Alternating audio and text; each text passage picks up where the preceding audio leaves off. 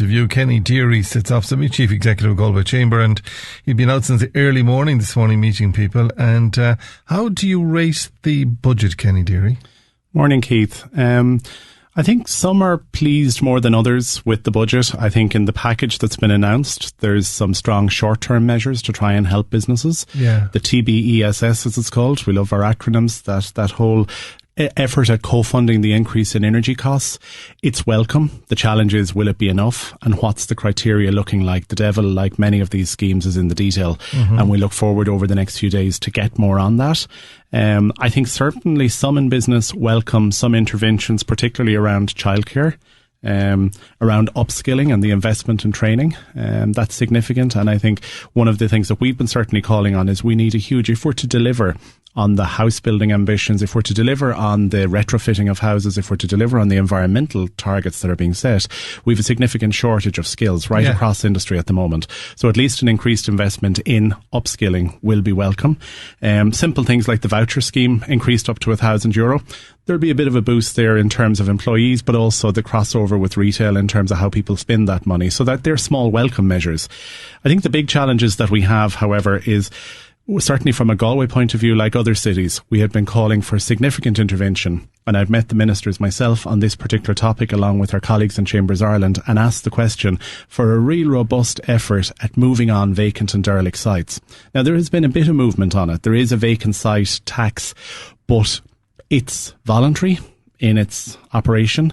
There are conditions, really, if you look at renting, if you're suggesting you're doing work on the property, if the property is classified as derelict or if the owner is seen to be ill, then it's not taxable. And that's a real challenge. So it's too vague then. It's too vague. It's a light touch regulation, and actually that's not going to move the dial at the level that we want. So that certainly is a disappointment and something we'd be calling for more rigour to be brought to in the short term. Oh, would that be with the local authority or with government? It's at government, because it needs to come really from central government and then the local authorities, because the challenge always with these things is the regulation comes from central government.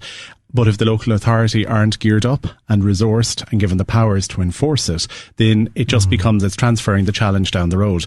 We already had this to a point with Airbnb regulations where the local authority was mandated to enforce some of the challenges around Airbnb. However, the burden of proof on the local authority was the same as going to court in terms of proof beyond a reasonable doubt. They don't have the resources to deal with that enforcement. So we need to simplify some of these things and actually give a little bit of teeth to the legislation, particularly as housing is such a taboo topic. At a high level, it's great that there's more investment in housing, but again, the practical deliverables of that, how are we going to be able to progress things from concept to delivery so that people actually have the homes that they need?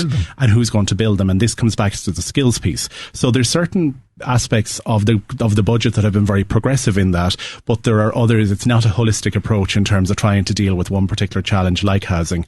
We're playing with aspects of it, but the business community want to see more in a cohesive way. I think one of the aspects for us in the west of Ireland, and this is unique to the cities and towns along the west coast, is MARA. And it's this organisation, the Maritime Area Regulatory Authority, that at least the progress that's been made on that and the commitments made around that are great, because that's needed if we're to really seize on, in a structured way, the offshore opportunities that we have in terms of wind and wave. And we're talking energy now more than ever. We have a solution in 15 to 20 years. Okay, it's no good in the short term, so we'll have lots of other things that we need to do in the meantime, but we have the solutions off our own shores in terms of the future-proofing of our industry down the road. So the commitment to MARA is great, but actually what we need to see is a more sizable commitment, and I think the detail on this will be important, about that 8 billion extra coming into NDP projects. We need to see what level of that money is going to be spent on port infrastructure. So if we look in Galway, the Port of Galway, who have huge ambitions for developing both as a renewable energy hub, as a hydrogen hub, but also the regeneration of our city centre, and also Rossaveel and the plans that are at developing and growing in terms of how Rossaveel can also support the offshore energy opportunity. For either of those to progress, we need a meaningful regulatory authority and one agency who will deal with all the government departments. Because at the moment, anybody looking at energy exploration, depending on what it is they want to do, they have a different department to deal with a different day of the week. So the move and the move towards supporting MARA is great, but we need to see an acceleration of investment and resources there. What type of money has been set aside for MARA? The specific detail hasn't been. What has been mentioned and referenced yesterday is that Mara is being supported by government. I don't have the exact detail offhand in terms of what has been allocated, and I'm not sure it was made clear. What I do know, however, is this is not millions, this is hundreds of millions, and indeed in terms of capital infrastructure down the road, if we're to be successful in seizing the opportunities that are out there, we're talking about billions. And that's what has to happen. That's what has to happen. So I think from a business point of view, Keith, we have, in terms of the short-term measures, the interventions that have been proposed, they're good, they're welcome. Some businesses are uncertain, will that be enough to help them? Certainly the cap on the TB or the TBESS on a monthly basis. Some of our industry and large-scale manufacturers here in Galway will go through that figure within a couple of days, not even in the month. So I think the Taoiseach today, or the Taoiseach today, has ruled out follow-on budgets or indeed adjustments to this budget. I think, to be fair, there will be need as we evolve, because from month to month we don't know how more difficult things are going to get. We're moving into a market where pricing is moving at increases of hundreds of percentages, not just 10s and 20s. So it's new territory. It's COVID-like territory in terms of the unknown nature. Whenever we were back in early 2020 and we were looking at COVID, people didn't really have a size of it.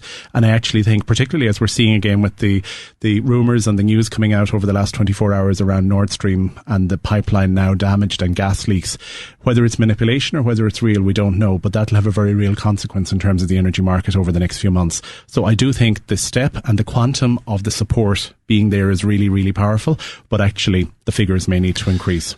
Can I ask you your thoughts? And I've tried to ask as many people as possible on this one. We're very much reliant on corporation tax. We are.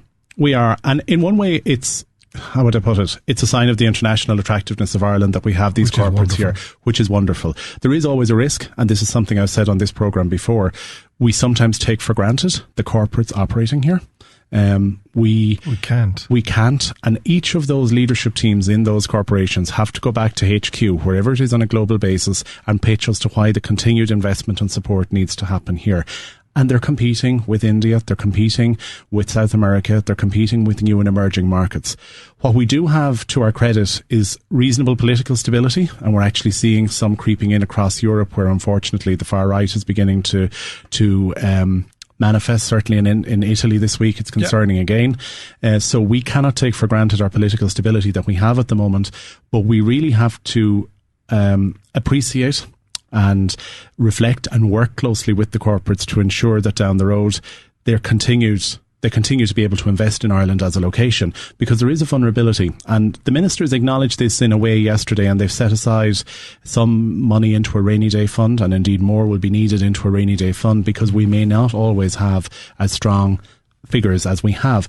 And in another side, one of my colleagues on a call yesterday in the Chambers Ireland world said, if we look back and we give out about government, and there are significant challenges without a doubt, and there'll always be the view that more could and should be done. If we look at the spend that government has had to have over the last 2.5, 3 years on COVID interventions, on the Ukrainian interventions, etc., it's a phenomenal achievement in many ways that we're in a surplus scenario and that we're not going borrowing to generate the budget that we have now. So even the worst critics, and I took particular note yesterday as opposition finance spokespeople were coming to their feet, they were having a dig and looking for efforts to have a dig at government. But I think it's fair to say offline all would nearly applaud the fact that Ireland is recognised internationally as one of the strongest countries that has come through the crisis. It is, and it just shows you, I mean, the UK is going through a very traumatic time currently, and there's a lot going on there. A lot going on there, and that'll have, unfortunately, that's adding to our challenges as well, because the UK is one of our main trading partners, and the levels of instability from a point of view of currency. I'm thinking of food, Keith, and it's not even lunchtime. In terms of currency, the level of challenges that businesses will have, because many of the businesses around Galway and around Ireland have contracts and negotiated agreements with Northern Ireland and with the UK that are exposed, and to some it will be beneficial, but indeed an uncertain currency environment at the level that we're seeing, and also the potential political instability we're seeing with our closest neighbour in terms of the new Prime Minister and already questions being raised about her, that's not helpful to the trading environment that many of our companies are in. No, I want to go back to the corporation tax, because we can't take them for granted. No.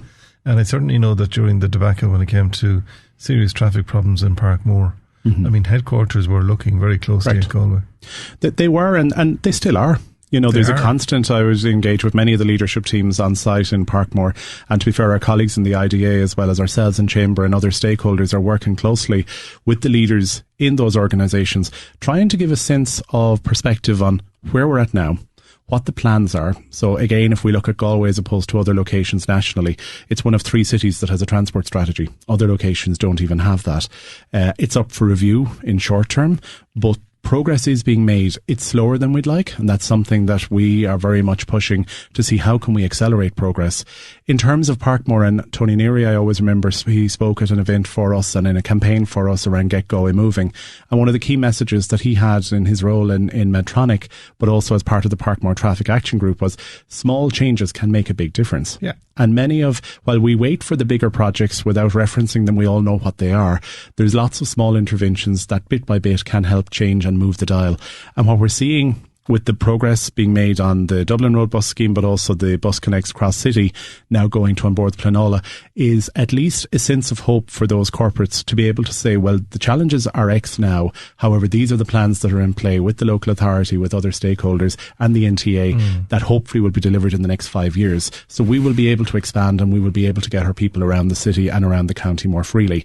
And obviously we have the Outer Ring Road as the significant game changer project that is on the top of every corporate wish list and hope list to be delivered for the city and for the region. I mean, the Galway City Council, they actually get the need for such transport infrastructure, so they get that. Where are we with the Outer Ring Road at this stage? The update that I have on the Outer Ring Road at present is first of all, at a national level, the political support across the leadership of Fianna Fáil, Fine Gael and indeed Sinn Féin, if there was to be a government change in the morning, is still there. It's very strong and all are undoubting in the need for this project. So that's a very good piece. The budget, we're told, won't be a challenge. And actually on many of these projects, what we're finding and seeing, Keith, at a national level is the budget isn't the issue. It's trying to get it through the pipeline and through the system. So where we're at present is there are 3 judicial reviews before the courts in terms of the Ring Road project. And these are reviews to the Onboards Planola decision. So it is Onboards Planola that are at present working through and defending those reviews. And really that's at the subject of the courts. We've gone through, again, for your listeners, there has been years of consultation on this project. There was the whole oral hearing process, which started physically. I always remember the first morning up at the G, kick-starting and full of ambitions, and then COVID came and we wobbled for a few months, and then we moved online to completing the process. And it was one of the large-scale projects nationally that were caught up in that COVID cycle, and it was a great piece of work to get it completed. And Onboards Planola came out in support of the project. So that was a huge milestone and quantum leap for Galway in terms of... We then have to leave it in the lap of the courts. We have to leave it in the lap of the courts. The 3 judicial reviews that are there, I understand they're at different stages of consultation, and as you know, once they're in the JR process, we can't really comment further. I think the important thing, though, is that the commitment of government is that this project is still absolutely critical. On this programme, Leo Varadkar, as Taoiseach, spoke, and albeit in the JR process, but spoke and was unwavering one day in a 10-minute contribution in terms of the criticality of this project for not just Galway, the west of Ireland. And he was very clear as well that we would lose investment, not just across other locations across Ireland, but internationally if it's a case that we don't solution this down the road. Interesting. So, all in all, a good budget. All in all, a good budget, but there's a lot more. There's a famous saying of one political party, a lot done, more to do. And I think that synopsizes it in many ways in terms of the interventions that are in the short term are welcome. The key message is let's not overcomplicate them. Right? People don't need complicated supports. People don't want additional debt. I know there's additional funding by loan. Businesses don't have the capacity or indeed the appetite to take on additional debt. What they need is simple, easy to draw, incisive interventions that'll help for now. And then what we need more and more is a focus on delivery and how we can seize, I think, particularly as the west of Ireland and in the heart of the west, how we in Galway can really lobby and drive for that investment into our port infrastructure so that we can support the offshore wind opportunities and the hydrogen opportunities that'll come down the road. Kenny Deery, Chief Executive, Galway Chamber, thank you for joining us today on the programme. You have a busy day now. Have indeed. There's 2 lunches to go to, ironically. Enjoy. We'll just take one. Galway Talks in association with the Tesco